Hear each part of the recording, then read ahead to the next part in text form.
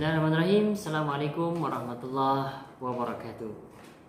Apa kabar semuanya mahasiswa sekalian? Mudah-mudahan Anda dalam kondisi sehat, Anda dalam kondisi baik, dan jangan lupa untuk selalu mengikuti anjuran dari pemerintah.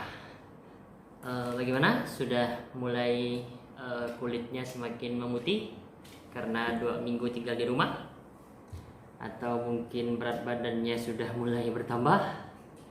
Atau mungkin ada yang stres gara-gara tugasnya lumayan banyak?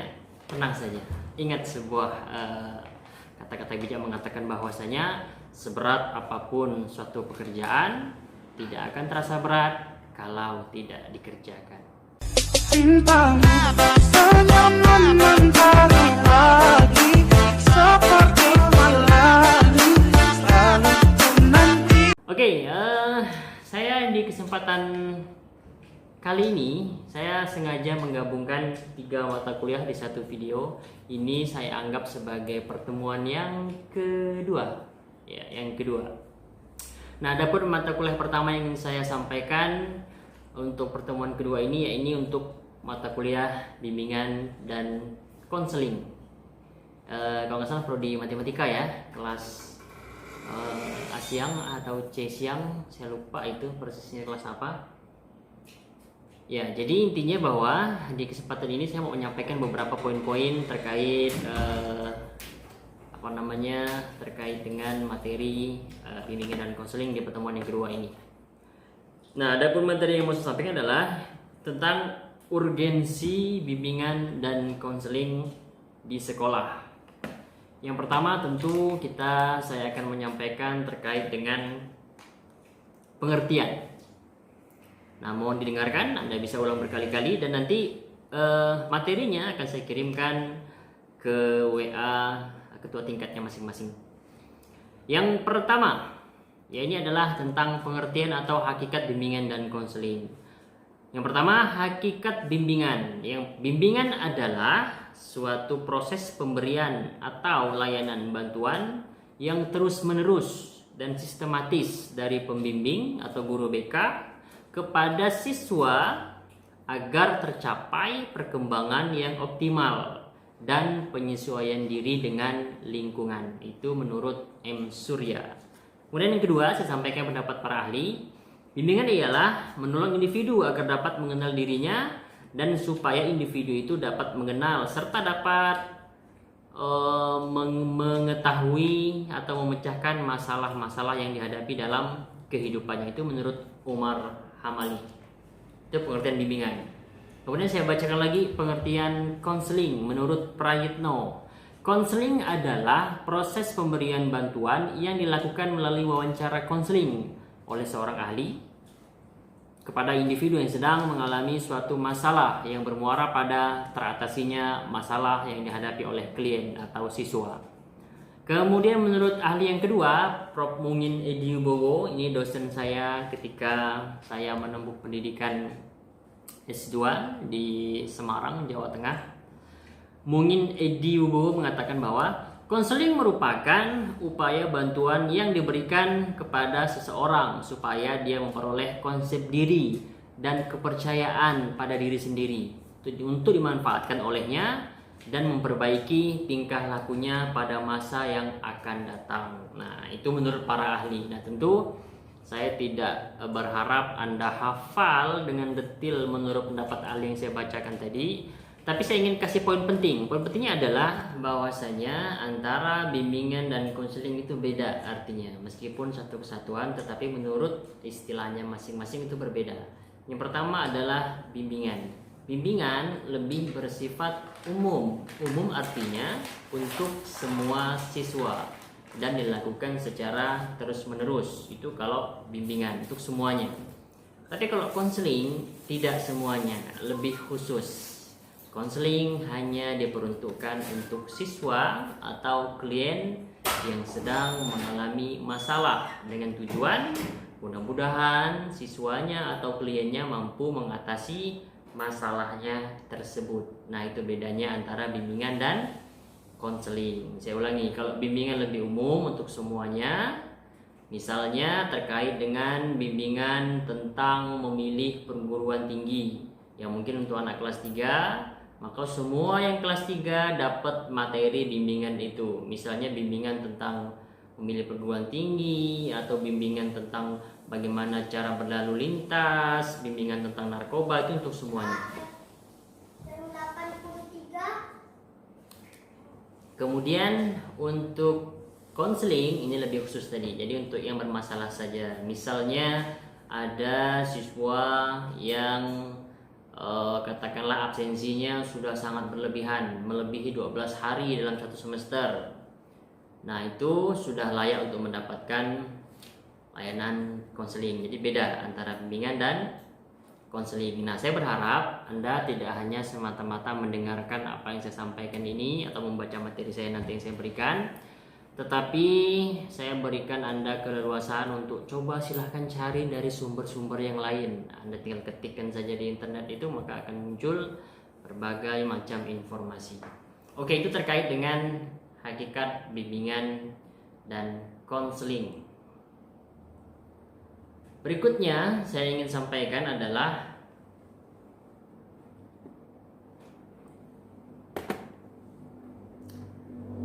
tentang pentingnya bimbingan konseling bagi siswa di sekolah. Nah, jadi bimbingan konseling punya peran penting dalam perkembangan siswa di sekolah. Yang pertama adalah terkait dengan masalah perkembangan individu. Jadi bahwa individu atau manusia atau siswa di sekolah, mereka berkembang dengan tahapan yang bisa dibilang tidak semuanya sama, tentu berbeda-beda.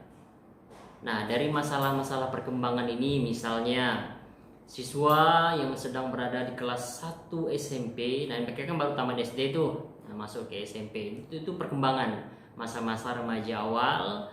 Nah, tentu dia harus mampu menyesuaikan diri dengan lingkungannya yang baru. Nah, disitulah letak peran BK. Mudah-mudahan mampu memberikan layanan orientasi, layanan informasi yang tepat kepada siswa, supaya siswa tersebut bisa menghadapi perkembangan-perkembangan yang terjadi dengan dirinya. Contoh lain misalnya, untuk anak-anak yang beranjak remaja, biasanya untuk laki-laki suaranya berubah, kemudian tumbuh bulu-bulu halus di daerah tertentu misalnya. Nah, yang seperti ini jangan sampai siswa mendapatkan informasi yang salah. Dia harus mendapatkan dari sumber yang benar. Nah, selama ini tentu biasanya kalau hal seperti ini terkadang orang-orang itu tabu, orang tua tabu untuk membicarakannya dengan anak, padahal anak perlu untuk diberikan edukasi terkait hal itu. Sehingga apa? Sehingga mereka lebih percaya kepada teman-temannya, lebih sering bertanya kepada temannya. Nah, ini kalau temannya bagus, nyampaikannya aman berarti. Nah, yang jadi masalah adalah kalau temannya justru tidak memberikan informasi yang tepat. Nah, tentu akan timbul masalah perkembangan dalam diri siswa. Itu salah satu contoh mengapa BK penting. Yang kedua adalah terkait dengan masalah perbedaan individual. Nah, semua orang itu beda. Meskipun dari ayah yang sama, ibu yang sama, bahkan kembar sekalipun, meskipun banyak kemiripannya, tetapi pasti tentu akan ada perbedaan. Nah, harapannya dengan adanya BK, siswa itu bisa memahami perbedaannya. Dia tidak ingin terlalu ikut-ikutan ke orang lain, karena memang sebetulnya siswa itu beda. Itu yang kedua. Kemudian yang ketiga adalah masalah kebutuhan individu. Nah, pada dasarnya manusia itu adalah makhluk sosial, butuh bimbingan, butuh informasi, butuh teman. Nah, harapannya kenapa BK penting? Nah, harapannya BK itu bisa memberikan atau memenuhi kebutuhan-kebutuhan individu terkait dengan wawasan, terkait dengan informasi, terkait dengan permasalahan, perkembangan individu. Nah, letaknya di situ. Jadi BK itu diharapkan mampu menjadi pendamping yang baik bagi siswa, memberikan informasi-informasi yang mereka butuhkan terkait perkembangannya, terkait emosional, masalah pribadi, sosial, karir, belajar, dan banyak hal lainnya. Itu. Kemudian yang berikutnya adalah masalah penyesuaian diri dan kelainan tingkah laku. Nah, tadi penyesuaian diri. Jadi bagi anak-anak yang baru masuk sekolah, baru masuk SMP, baru masuk SMA, nah tentu mereka butuh penyesuaian diri. Bagaimana tingkah lakunya, bagaimana bergaul dengan lawan jenis. Nah harapannya guru BK mampu memberikan informasi-informasi ini. Ya banyak cara, misalnya dengan di kelas, secara klasikal dalam satu kelas. Atau misalnya dengan majalah dinding, dengan mading yang ada di sekolah. Nah itu juga bisa. Jadi dibuatkan mading, siswanya bisa membaca informasi-informasi yang sekiranya bisa membantu penyesuaian diri siswa. Dan yang terakhir adalah masalah belajar. Nah ini dia masalah belajar. Nah, tentu jamak atau sering dialami oleh siswa. Nah, jadi itu banyak alasan kenapa BK harus ada. Dan yang terakhir terkait materi pertemuan kedua ini, saya ingin sampaikan sebagai gambaran awal tentang peran, tugas, dan tanggung jawab guru mata pelajaran dalam pelaksanaan bimbingan dan konseling di sekolah. Jadi ada beberapa peran guru mata pelajaran. Nanti Anda jadi guru, harapannya Anda bisa bekerja sama. Yang pertama ialah membantu konselor mengidentifikasi siswa-siswa yang memerlukan layanan bimbingan konseling serta pengumpulan data tentang siswa-siswa tersebut. Nah, jadi Anda bisa bantu nih. Contohnya misalnya yang lebih tahu tentang kondisi terkini siswa, kira-kira guru BK atau guru mata pelajaran. Nah, coba saya kasih waktu sebentar. Nah, jawabannya adalah yang lebih tahu kondisi terkini siswa adalah guru mata pelajaran atau guru wali kelas. Kenapa? Karena mereka sering bertatap muka di kelas, gurunya mengajar. Kalau BK belum tentu, karena tidak semua guru BK dapat jam mengajar. Nah, itu dia, belum tentu guru BK-nya tahu. Yang lebih tahu adalah guru mata pelajaran. Nah, harapannya Anda sebagai guru matematika atau guru mata pelajaran yang lain itu bisa membantu konselor cari tahu nih siapa-siapa nih yang sangsut nih, siapa-siapa yang agak lain-lain sedikit nampaknya nih. Nah misalnya anak nih rajin masuk, nilainya bagus, tiba-tiba di satu semester atau di suatu ulangan harian tiba-tiba nilainya jatuh, nilainya lalu rendah, lalu tak lulus, tak sesuai, tak tuntas KKM-nya. Nah ini bisa rekomendasikan ke guru BK karena siswa mungkin sedang mengalami suatu permasalahan. Itu salah satu contohnya. Kemudian yang kedua adalah tugas guru mata pelajaran membantu memasyarakatkan pelayanan bimbingan konseling kepada siswa. Jadi bantu promosi. Jangan dijelek-jelekkan guru BK-nya. Jangan kau ke guru BK tuh. Guru BK tuh ember, guru BK tuh gini. Ah ini kalau udah guru mata pelajarannya begini, ya alamat BK-nya nggak jalan di sekolah itu. Nah harapannya apa?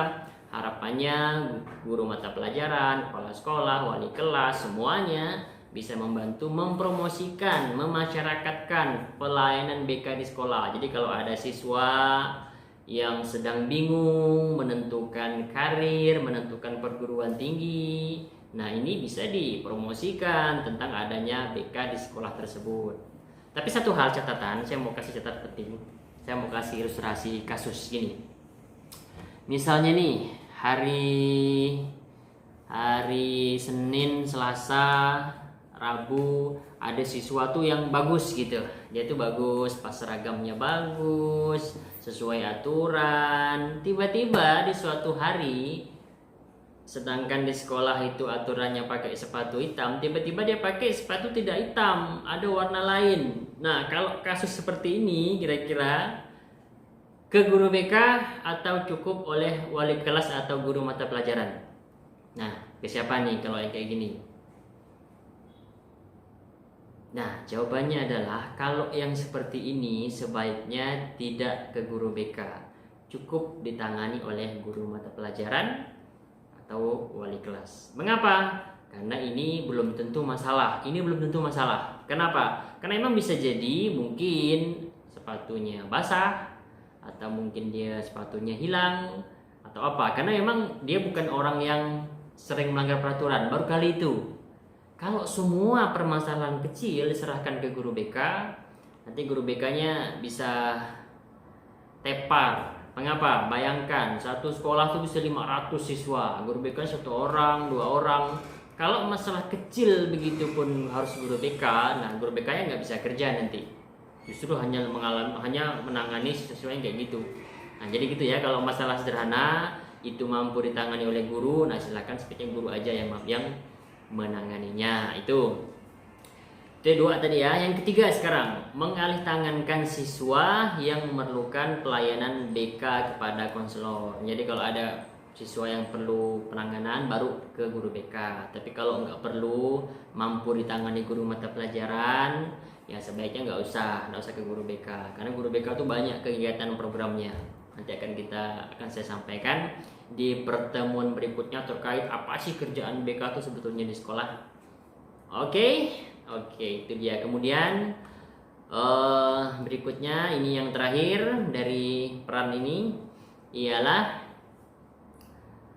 berpartisipasi dalam kegiatan khusus penanganan masalah siswa. Misalnya kalau informasi siswa itu dibutuhkan. Kalau di BK tuh ada namanya konferensi kasus. Nah, konferensi kasus itu jadi guru, kepala sekolah, guru BK, orang tua tuh dipanggil. Mungkin ketemu lah kayak rapat gitu, konferensi membahas tentang permasalahan siswa. Misalnya masalahnya udah berat nih. Nah, harapannya guru mata pelajaran mau datang, bisa bekerja sama, bisa memberikan informasi, itu harapannya. Jadi maksudnya ini, berpartisipasi dalam kegiatan khusus penanganan masalah siswa seperti konferensi kasus. Itu contohnya. Nah, mudah-mudahan untuk mata kuliah BK saya kira itu aja untuk pertemuan kedua. Saya lupa, nanti akan saya sampaikan silabus dan beberapa materi. Anda silahkan baca sendiri. Dan jangan lupa tugas individunya Anda sudah mulai buat itu, walaupun belum dikumpulkan. Kalau nggak tahu tugasnya, silahkan cek video yang pertama. Seperti apa tugasnya? Tugasnya adalah membuat, nah cek aja video yang pertama. Kalau nggak paham, silahkan tanya langsung ke saya melalui chat WA. Oke, itu untuk mata kuliah bimbingan konseling. Terima kasih atas perhatiannya. Dan bagi yang belum subscribe, nah bagusnya Anda silakan subscribe channel ini. Oke, sekarang kita masuk di mata kuliah bimbingan konseling pribadi sosial. Ini untuk mahasiswa tercinta, tersayang, terkasih, ya ini mahasiswa semester 2 bimbingan konseling.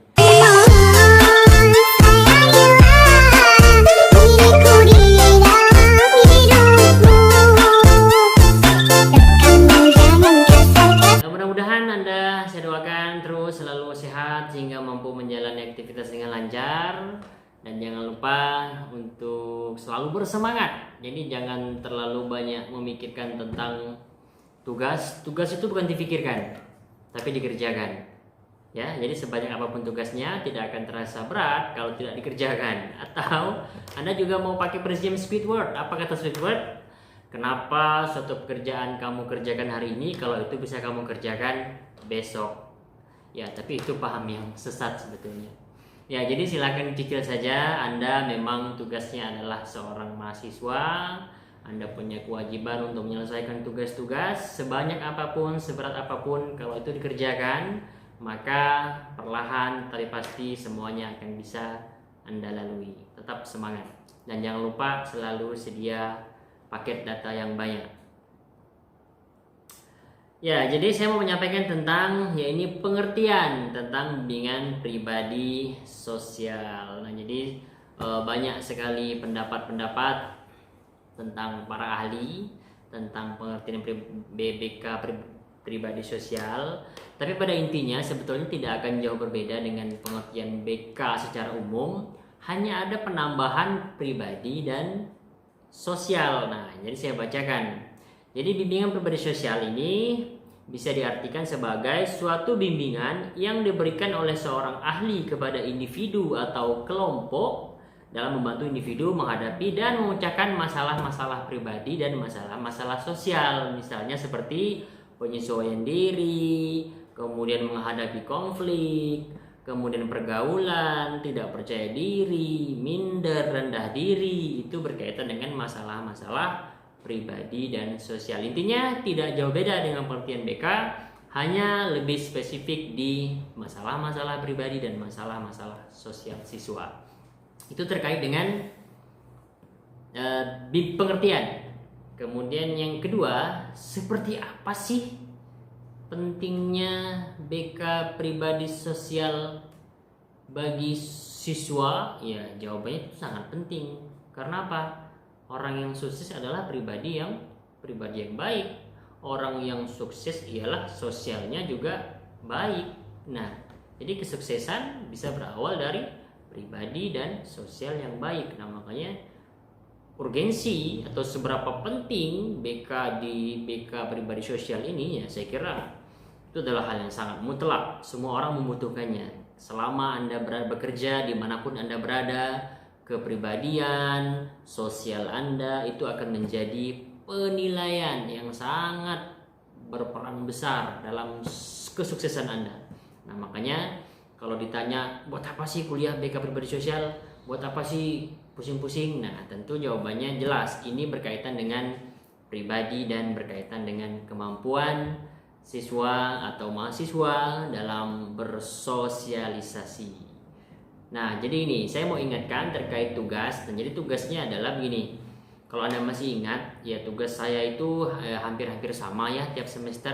Nah, untuk mata kuliah ini nanti saya kirimkan silabusnya. Tugas Anda nggak banyak, tapi rutin tiap minggu. Tapi tugasnya nggak banyak kok. Jadi saya sudah pertimbangkan tugas ini. Saya kira tidak akan memakan waktu lama. Tugasnya hanya Anda seperti biasa membuat PowerPoint. Kalau disingkat PPT. Nah, PPT terkait dengan materi-materi yang akan kita bahas setiap minggunya. Misalnya hari ini kita bahas tentang pengertian, urgensi. Nah, Anda juga buat itu. Anda juga buat. Nanti dikumpulkan di akhir semester. Seperti biasanya lah, Anda sudah paham ya kayaknya. Oke, itu tugasnya silakan diperlahan dikerjakan. Sumbernya dari mana? Sumbernya Anda bebas cari dari mana saja, dari internet. Asalkan ya sumbernya Anda cantumkan. Kalau itu pendapat orang Anda tuliskan. Kalau itu Anda ngambil dari artikel, ya Anda tuliskan sumbernya di daftar pustakanya sehingga jelas apa yang Anda sampaikan, apa yang Anda tuliskan. Jadi itu tugas individunya silakan dicicil dikerjakan. Tolong ingatkan saya, bisa di chat nanti untuk mengirimkan silabus mata kuliah BK pribadi sosial ini ke Miss Wedi ya. Miss Wedi masih hidup ya? masih hidup. Oke, itu sekian. Terima kasih. Assalamualaikum warahmatullahi wabarakatuh. Ya, nah jadi yang terakhir saya mau menyampaikan tentang ini spesial untuk semester berapa kita? Semester 6 ya. Oh iya, semester 6 untuk Gary, Ari, Selvi, Dwi, siapa lagi? Leo, Herpanus, ada Jurianti, ada siapa lagi ya? Ada Marlina kalau nggak salah ya. Ada kemudian ada Yuliana, kemudian siapa lagi nih mau saya sapa semua nih. Ini semua masih hidup ya semuanya.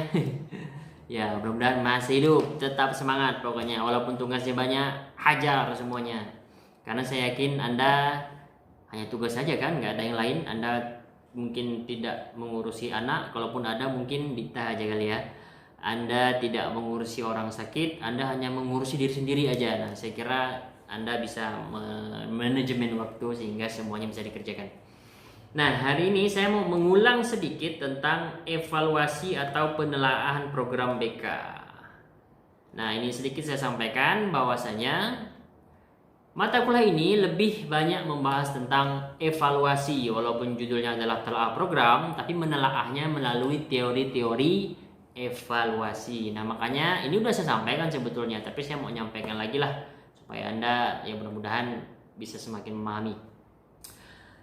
Ya, nah jadi pada dasarnya evaluasi itu bisa dikatakan sebagai proses penilaian secara menyeluruh sekaligus untuk dapat mengambil data kemudian bisa diperbaiki. Itu namanya evaluasi.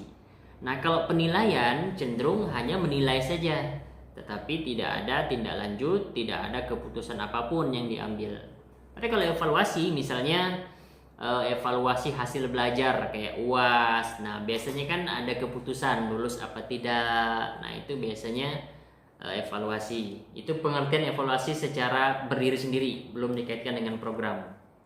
Nah, beberapa karakteristik evaluasi. Yang pertama adalah evaluasi itu adalah proses di mana di dalamnya terdapat pengumpulan informasi. Nah, jadi kumpulan informasi. Misalnya kalau dalam hal ini adalah program, berarti informasi terkait programnya dikumpulkan dulu semua informasinya. Misalnya kapan pelaksanaannya, kemudian jadwalnya, RPL-nya, semuanya terkait program. Kemudian karakteristik evaluasi yang kedua adalah evaluasi terdapat analisis dan interpretasi. Analisis ya artinya mengamati, kemudian menilai, kemudian menginterpretasi. Menginterpretasi artinya mengartikan. Kemudian evaluasi merupakan proses yang menjadi dasar suatu penentu, suatu pengambilan keputusan. Jadi setelah dievaluasi, bisa tahu nih programnya layak atau tidak untuk dilaksanakan kembali atau perlu direvisi. Nah, itulah kenapa perlu diadakannya evaluasi. Nah, kemudian bidang kajian yang terdapat dalam evaluasi itu dua. Ada teori tentang evaluasi tentunya, dan yang kedua adalah ilmu tentang bimbingan dan konseling. Kalau ilmu tentang BK Anda sudah pakar lah ya, udah semester 6. Saya kira kalau terkait keBK-an program ya harapannya mudah-mudahan Anda sudah punya pemahaman yang lebih lah dibandingkan ketika Anda masih semester 2. Jadi intinya itu evaluasi itu dilakukan secara menyeluruh. Kemudian kenapa sih harus dilakukan evaluasi? Nah, tentu ada alasannya. Evaluasi itu punya tujuan. Tujuannya ada berapa? Tujuan evaluasi itu ada dua. Ya, tentu yang pertama adalah untuk memperbaiki program. Misalnya programnya kurang bagus, setelah evaluasi ketahuan nih di mana kurang bagusnya, akhirnya bisa diperbaiki. Dan yang kedua tentunya meningkatkan kepercayaan, akuntabilitas publik atau warga sekolah terhadap kinerja BK. Nah, jadi harapannya kalau Anda tidak begitu jelas dengan penjelasan saya, Anda silakan baca-baca kembali materinya. Sebagian besar sudah punya bukunya atau minimal Anda sudah punya PowerPoint-nya yang Anda buat dulu ketika Anda semester 2. Silakan dibaca-baca kembali. Saya berharap mudah-mudahan Anda semua sehat. Saya berharap kita semua bisa bertemu kembali, bertatap muka kembali dalam keadaan sehat, dalam keadaan selamat, tidak ada intervensi bahwa konten udah meninggal ya satu. Nah, makanya ini virus tidak main-main. Jadi makanya silakan Anda senantiasa mendengar ajaran pemerintah, nggak usah kemana-mana. Kalau nggak begitu penting, silakan stay di rumah saja, stay at home, kata orang menjungkat. Oke, saya kira itu aja singkat terkait dengan telah program. Saya ingatkan tugas-tugasnya Anda buat. Kemudian jangan lupa begini, saya sebagai absensinya, saya ingin Anda semuanya dari mata kuliah pertama tadi BK di matematika, kemudian mata kuliah BK pribadi sosial di prodi BK semester 2, kemudian yang sekarang mata kuliah telah program lanjutan di semester 6. Nah, semuanya saya minta Anda komen di kolom komentar, isikan identitas Anda, nama. Itu sebagai bukti kalau Anda hadir. Jadi terhitung 2 nih. Jadi yang udah nonton yang pertama kemarin, kemudian yang sekarang nonton, cukup ketikkan identitas di kolom komentar. Itu sebagai bukti bahwa Anda sudah menonton, artinya Anda masuk di mata kuliah saya. Gitu aja, nggak repot, ya kan? Dan jangan lupa silahkan jika tidak keberatan, yang belum subscribe silahkan subscribe my channel ya, supaya subscribernya banyak. Ya, itu saja yang bisa saya sampaikan. 3 mata kuliah saya gabung jadi satu supaya Anda bisa bersama-sama barangkali menyaksikan. Apalagi ya, kayaknya itu aja deh. Saya berharap kita semuanya bisa kembali bertatap muka, semuanya dalam keadaan sehat. Lagi-lagi perbanyak ibadah, apapun agama Anda, perbanyak ibadah, dekatkan diri kepada Tuhan, sehingga walaupun kita tidak bisa bertatap muka, walaupun Indonesia, walaupun dunia sedang tidak baik, ya kita berharap kehidupan kita selanjutnya bisa lebih baik. Ya kita kan nggak tahu nih, soalnya virusnya nggak main-main ini sekarang, karena memang kalau kemarin barangkali virus corona ini hanya jadi bahan candaan. Tapi kalau sekarang udah nggak bisa, ini serius, keadaannya sangat tidak baik. Indonesia, Pontianak sudah 1 orang yang meninggal, yang dalam perawatan ODP atau PDP istilahnya itu sekitar 2000-an, yang positif sudah 8 orang. Bayangkan, belum lama tapi udah terus bertambah. Yang meninggal udah 1, usianya 69 tahun. Nah saya kira mari kita perbanyak berdoa, saling mendoakan supaya kita selalu dalam keadaan baik-baik saja. Oke, itu dia. Terima kasih. Assalamualaikum warahmatullahi wabarakatuh.